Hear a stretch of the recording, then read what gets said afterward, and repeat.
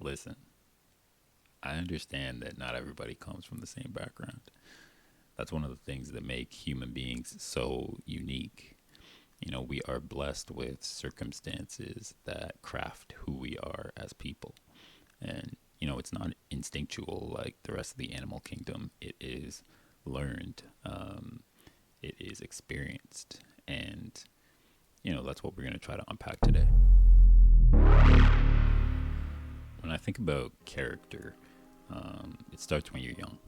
It starts with your environment. And a while back, I read about a concept called true DNA.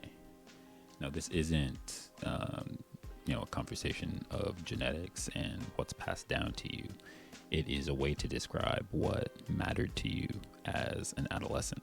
And I mean what really mattered, to the point that you feel at peace when you're doing it as an adult. I mean, personally, I gravitated towards collecting. I enjoyed cataloging. I read. I didn't know at the time, but these were all activities that allowed me to gain understanding and experience, or it was a way that I expressed myself. Once I got a bicycle as well, I lived on that thing. The bike itself, when I was a kid, was a way to escape the present, yet simultaneously, it was a portal to clarity. It helped me unlock, new thoughts, new rhythms, new behaviors, new ways of being. It was a vehicle for me to experience different things.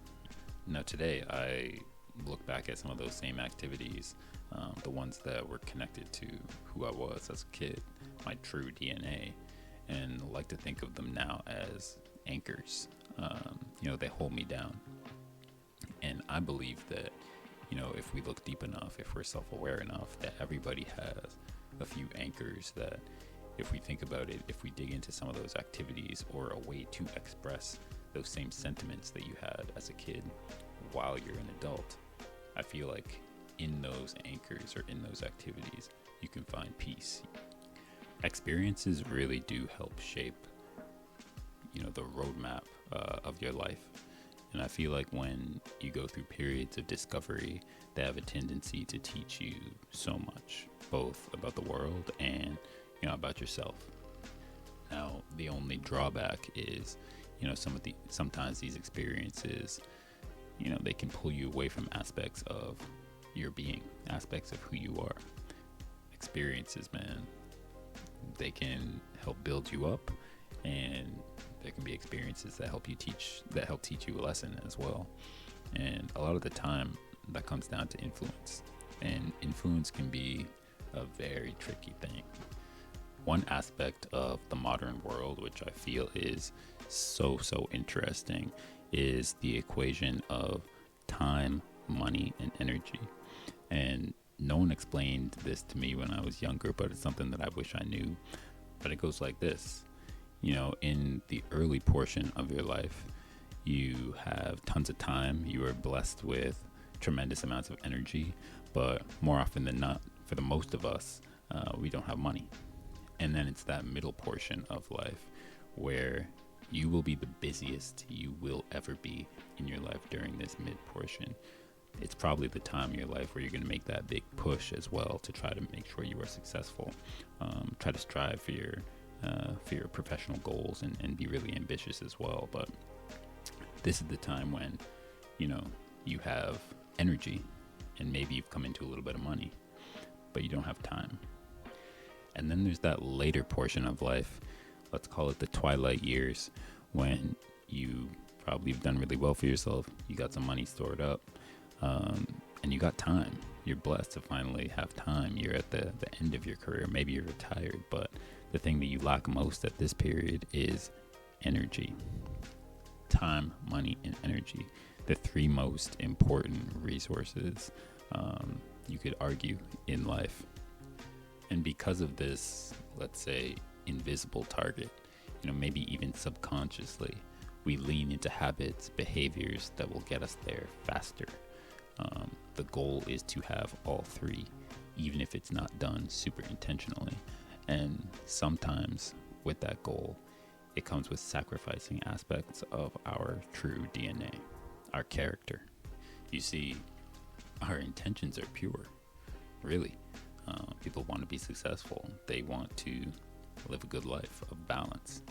But sometimes the way to get there, the outcome may not always come down with a soft landing. So these experiences shape us. The equation shapes us. Our background, unique as they are, shapes us. But the one thing I find really interesting about this is the one thing that we can always count on, regardless of our individual paths that we lead, is that if we look deep enough, if we're self-aware enough, our true DNA always comes back. It always rises up to the surface. I think it takes real command and inner strength to stay authentic to who you are in the face of, let's say, collectivism and groupthink. And I find that when I'm questioning my decisions or figuring out a different path to clarity, the one thing that I always lean on is connecting back to my anchors, connecting back to the things that hold me down, parts of my character that, I feel help me reset. Speaking of which, spring is here, summer's around the corner, the weather's changing, and, things are feeling really good. I'm planning to document an entire summer's worth of cycling content this year. I can't wait to explore what a fifth year of dedicated cycling allows me to experience. What I might learn about myself, when I push my limits as well. So look out for that series, and I hope that you'll all come along with me on this ride. And remember, it's not what's on you, it's what's in you, and what's in you they can't take away.